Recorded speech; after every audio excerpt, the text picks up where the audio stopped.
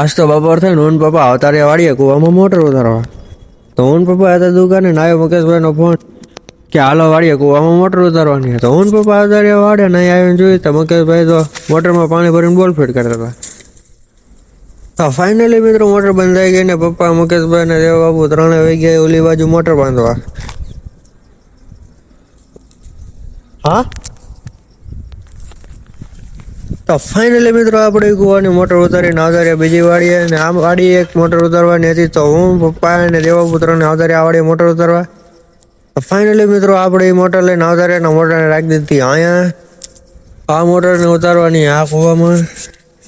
તો પપ્પા ને દેવા બાપુ ભાઈ ગયા છે ઓલી વાડીએ સ્ટાર્ટર ચેક કરવા. તે લગીનમાં અહીંયા લગીને જો મિત્રો નજારો તો જો સામે ચામુંડાનો ડુંગર ને ચબૂતરો.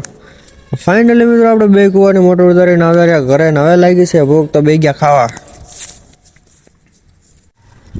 તો મિત્રો ખાઈને આપણે ફટાફટ કરી નાખી ગાડીને ચકાચક કેમ કે જવાનું આજ મામાના ઘરે.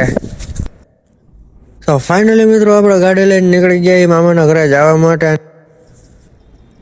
કેમેરો સામું આવે ને વાળ હરખા ન કરે એવું તો બને જ નહીં ને. તો આપણે કરી નાખ્યા ફટાફટ વાળ હરખા અને વાંહે તો વાતોની બાકાજી કી બોલાવી દીધી.